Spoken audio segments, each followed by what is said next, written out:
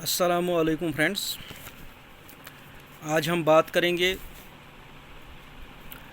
افغانستان سے U S withdrawal یا امریکی فوج کا انخلا افغانستان سے اور ورلڈ جیو پولیٹکس کے بارے میں۔ لیکن اس سے پہلے ہمیں یہ سمجھنا ہوگا کہ افغانستان کی جو اسٹریٹجک لوکیشن ہے وہ کیا ہے،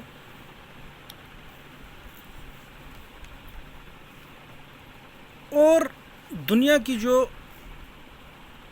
بڑی بڑی طاقتیں ہیں ان کے بارے میں بھی ہمیں سمجھنا ہوگا، اور افغانستان کے حالات کو سمجھنے کے لیے ہمیں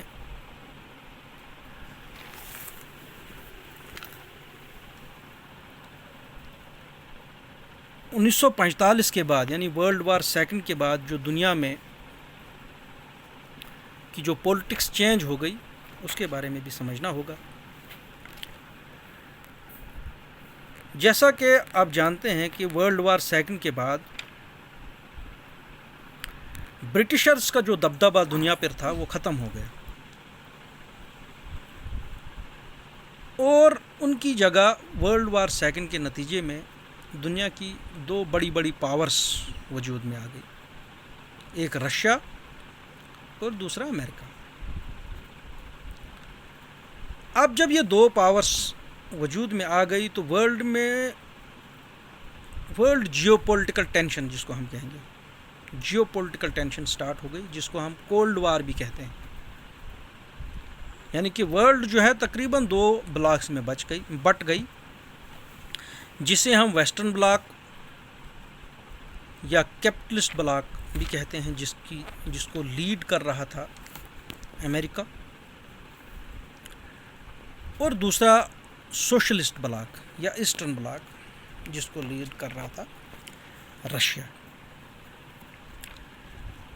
تو ان دو بڑی طاقتوں کے بیچ کی جو جیو پولیٹکس تھی، اس کے نتیجے میں کیا ہوا کہ امریکہ نے اپنی طاقت کو بڑھانے کے لیے کچھ کنٹریز کے اوپر قبضہ کرنا شروع کر دیا، اور رشیا نے اپنی پاور کو بڑھانے کے لیے، اپنی سپرمیسی کو بڑھانے کے لیے وہ بھی کچھ کنٹریز کے اوپر قبضہ کرنا شروع کر دیا۔ جیسا کہ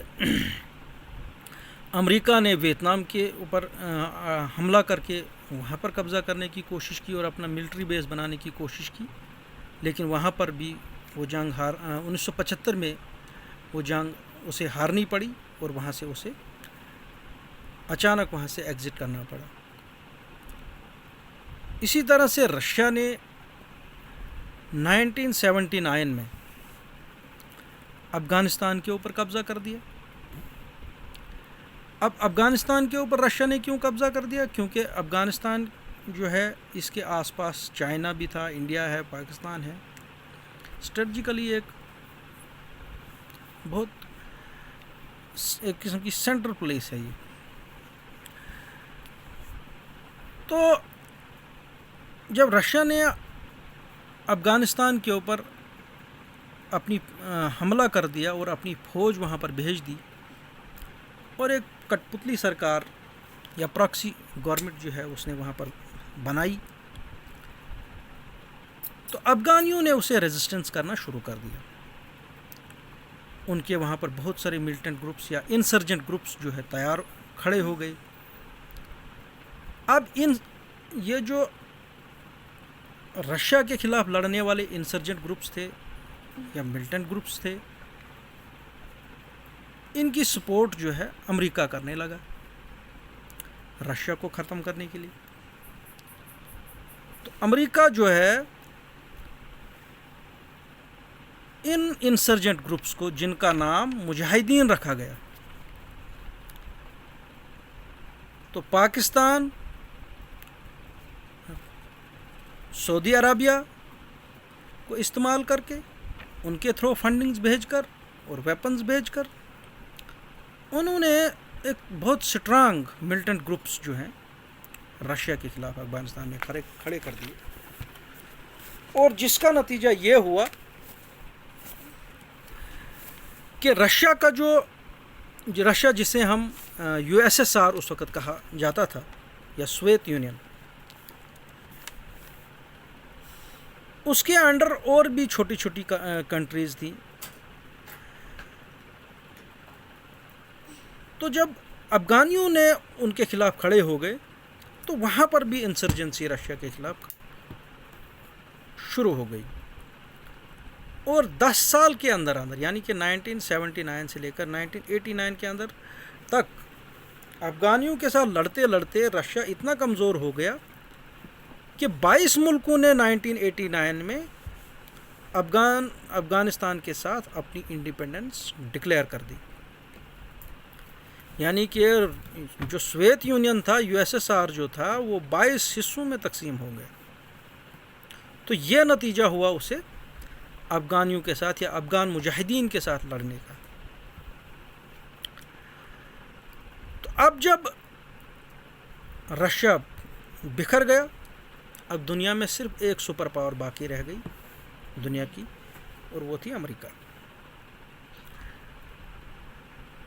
لیکن افغانستان امریکہ کے لیے بھی ایک بہت اسٹریٹجک پوائنٹ تھا.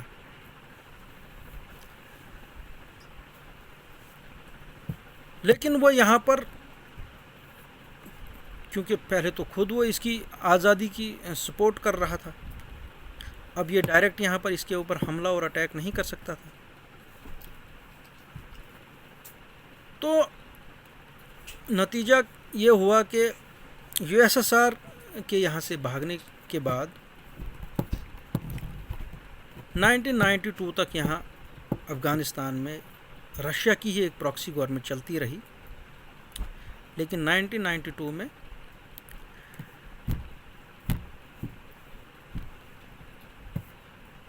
افغانستان کے اوپر جو مجاہدین گروپس تھا ان کی حکومت شروع ہو گئی، انہوں نے حکومت کے اوپر قبضہ کر لیا. لیکن نتیجہ یہ ہوا کہ یہ جو ملٹنٹ گروپس تھے یا انسرجنٹ گروپس تھے یا مجاہدین کے جو ڈیفرنٹ گروپس تھے، ان کے بیچ میں اب سول وار شروع ہو گئی.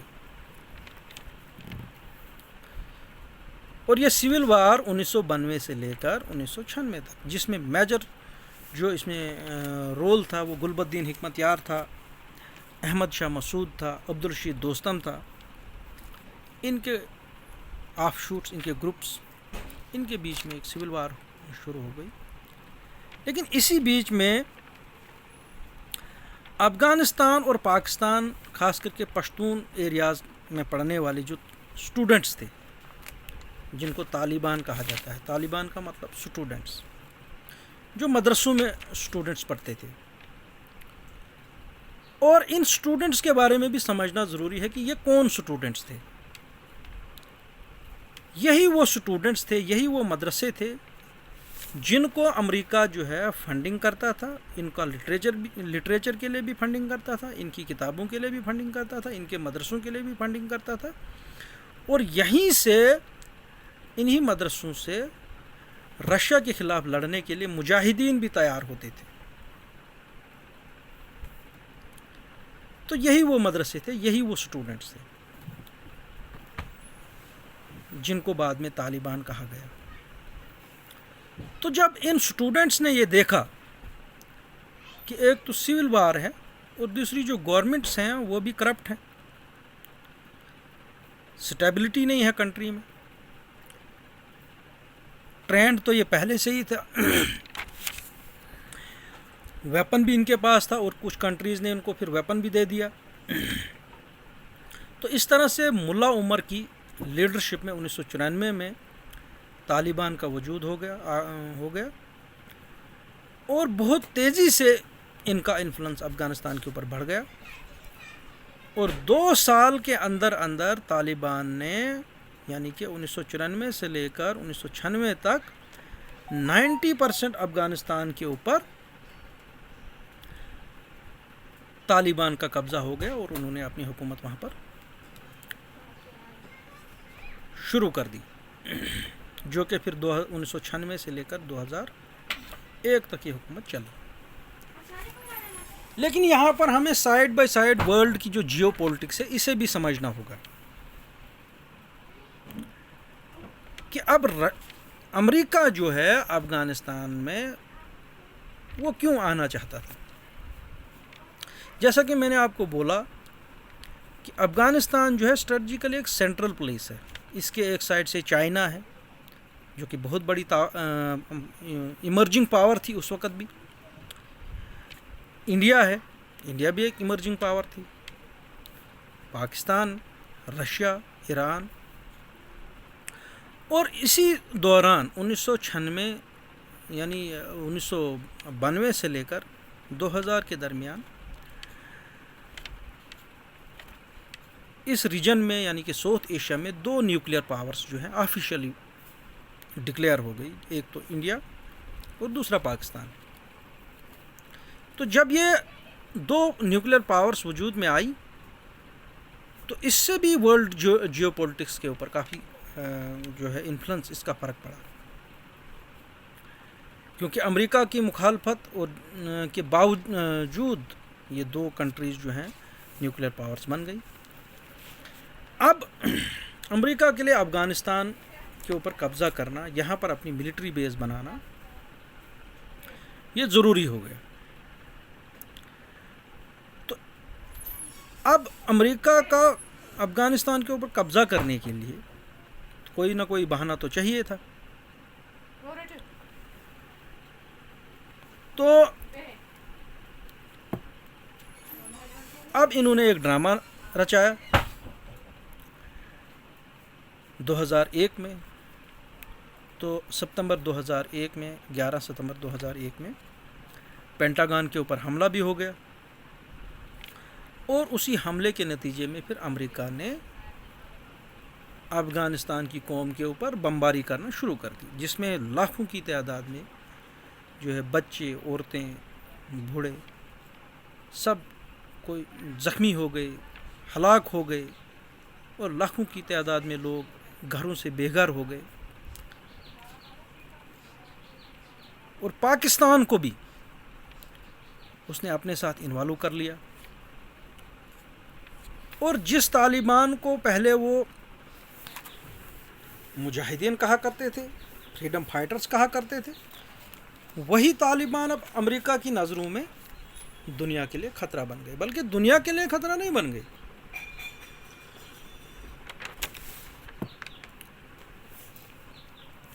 اصلی مقصد کچھ اور تھا.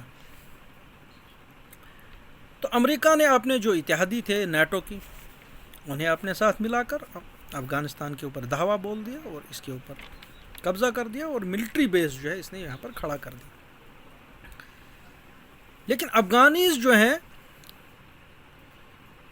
جنہوں نے صرف جنگ کے علاوہ کچھ دیکھا ہی نہیں،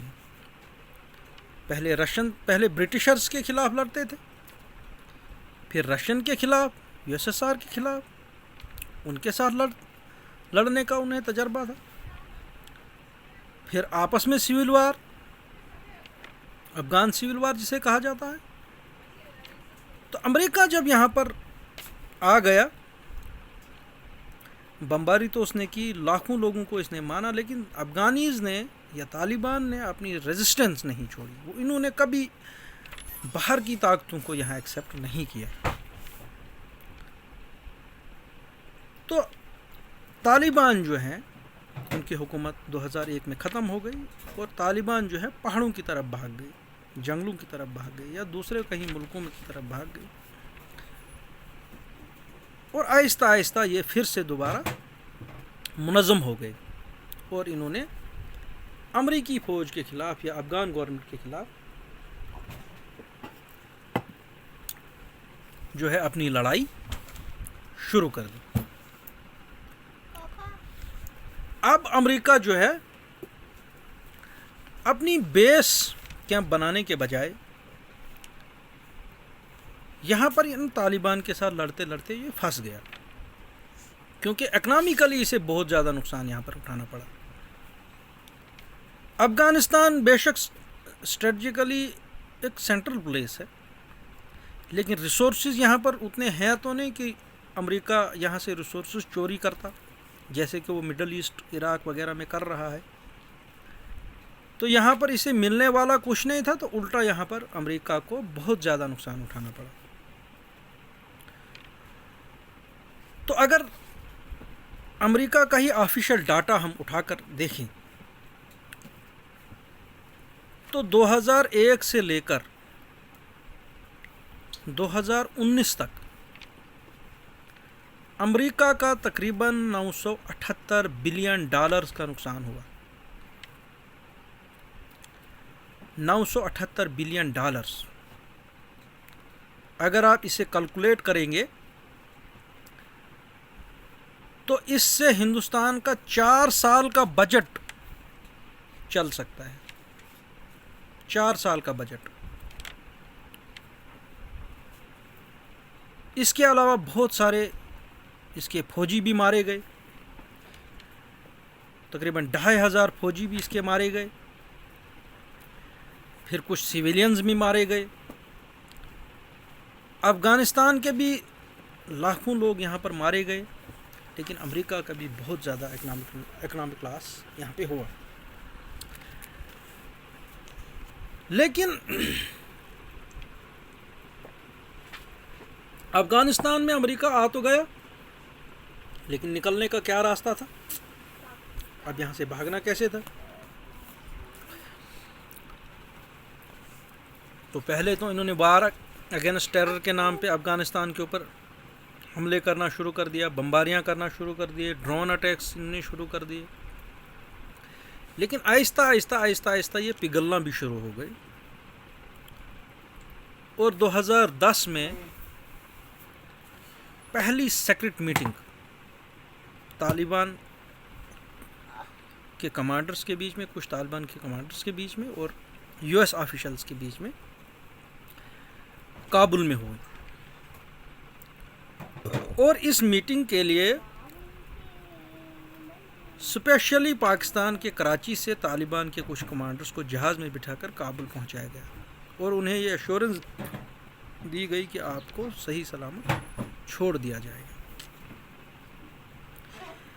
اس بیچ افغان گورنمنٹ نے بھی طالبان کو طالبان کے ساتھ بات چیت کرنے کی کوشش کی. لیکن طالبان جو کہ افغان گورنمنٹ کو بالکل ریجیکٹ کرتے تھے, وہ اسے ایکسیپٹ نہیں کرتے تھے, تو وہ ان کے ساتھ بات کرنے کے لیے کبھی ریڈی نہیں ہوئے. تو اب یہ سیکرٹ ٹاکس کا سلسلہ جو ہے شروع ہو گیا. اسی دوران 2011 میں باراک اوباما نے بھی اعلان کر دیا کہ اب امریکہ کو افغانستان سے نکلنا چاہیے. لیکن آنا تو آسان تھا, لیکن نکلنا مشکل تھا, کیونکہ ایک تو ورلڈ کی بھی کرٹیسزم کا بھی خطرہ تھا, اور دوسرا انہیں ورلڈ کی کرٹیسزم کو تو وہ سیریسلی نہیں لیتے ہیں, لیکن ڈومیسٹک جو ان کی پولیٹکس تھی وہاں پر بھی انہیں اثر پڑتا تھا. تو امریکہ کا وڈرال کا اعلان باراک اوباما نے کر دیا کہ 2014 تک ہم یہاں سے وڈرا کریں گے. لیکن یہ ممکن نہیں ہو سکا.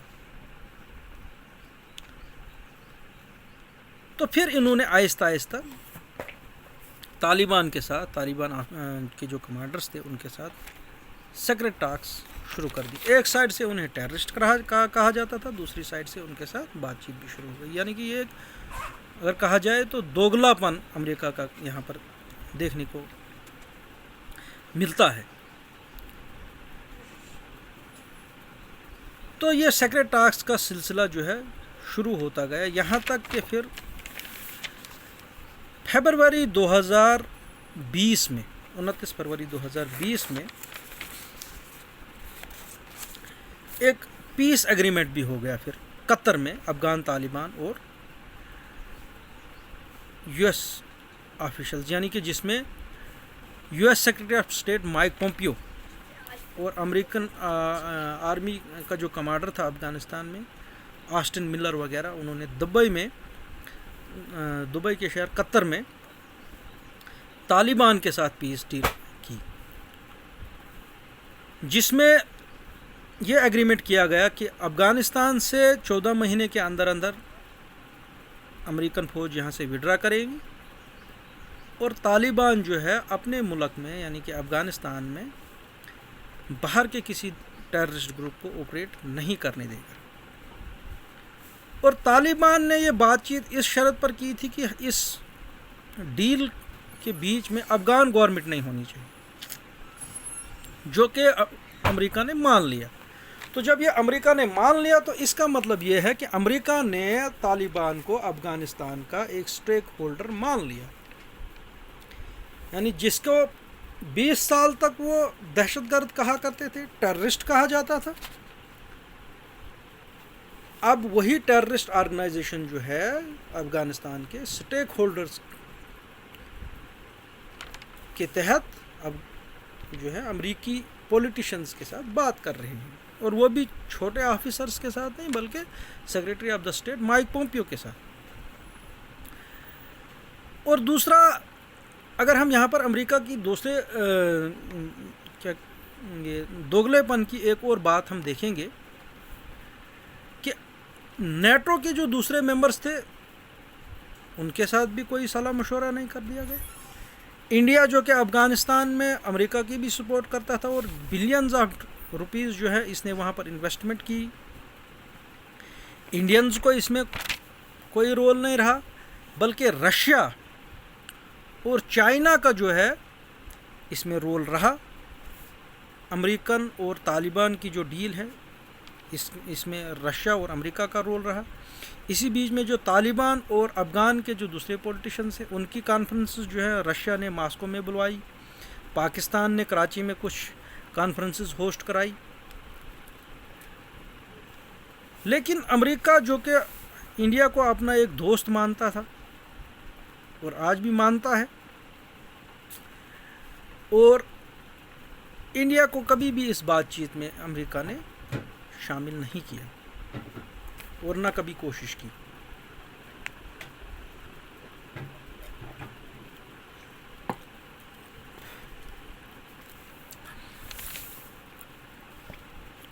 اور اس طرح سے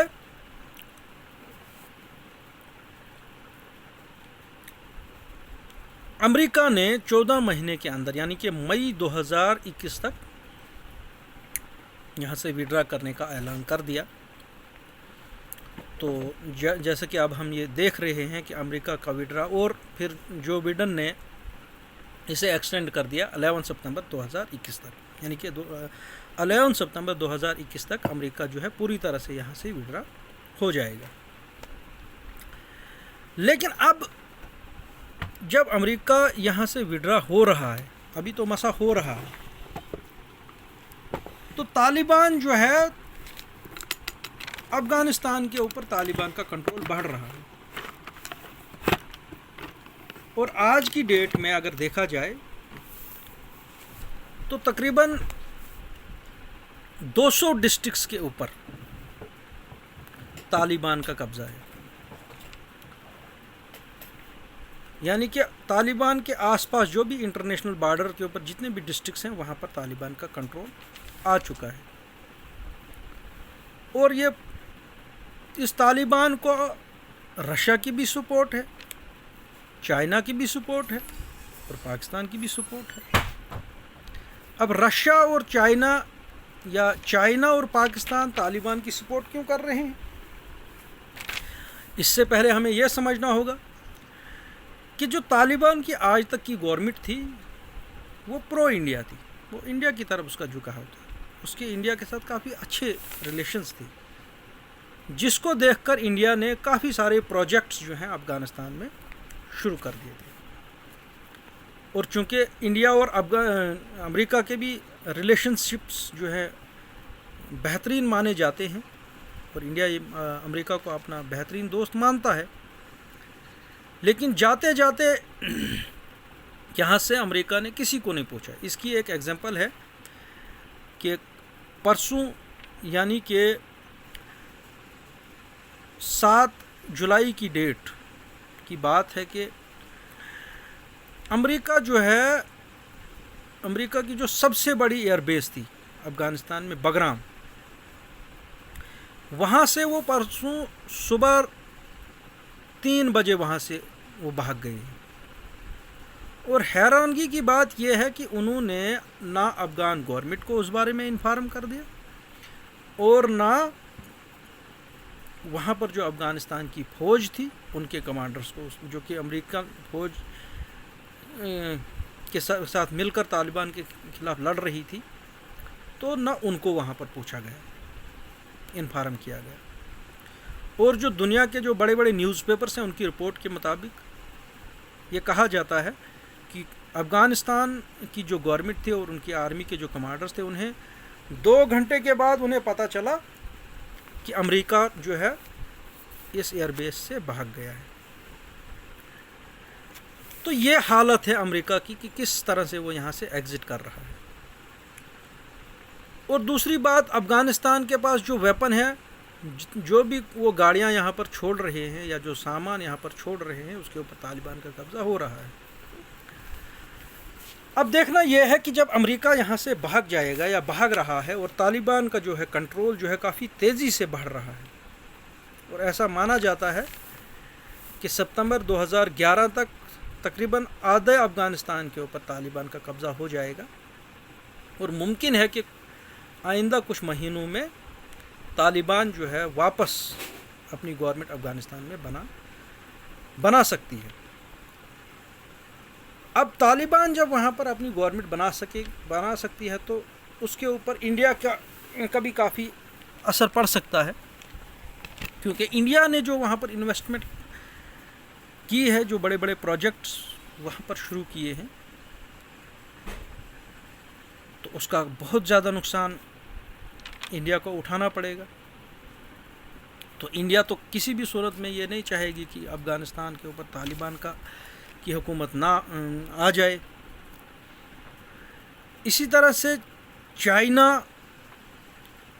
اور رشیا اور پاکستان جو ہے وہ طالبان کی سپورٹ کر رہے ہیں،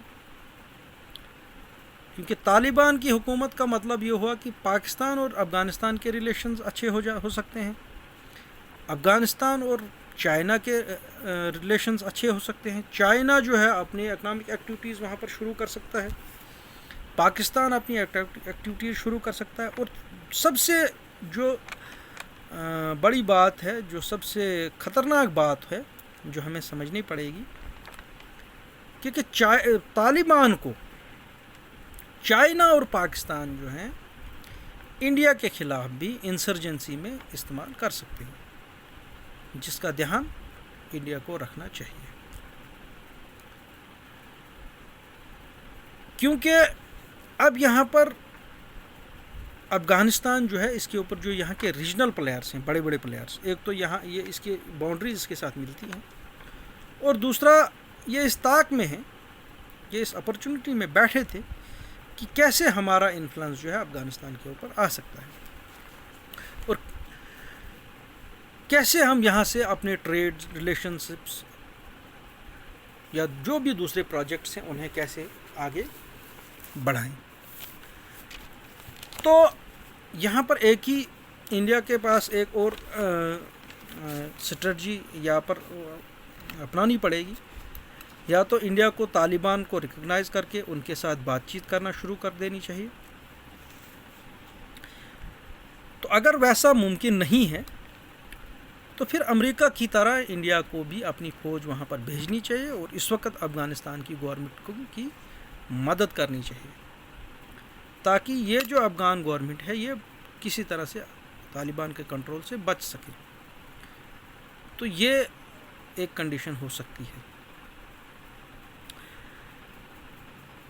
تو اسی طرح سے افغانستان جو ہے اسٹریٹجیکلی پوری جو ورلڈ کی جو جیو پولیٹکس ہے اس کا ایک ایپی سینٹر یہاں پر بن سکتا ہے، کیونکہ افغانستان کے اوپر افغان طالبان کو ایران بھی استعمال کر سکتا ہے، وہاں سے ترکی بھی ہے، پھر سعودی عربیہ ہے، چائنا ہے، امریکہ ہے.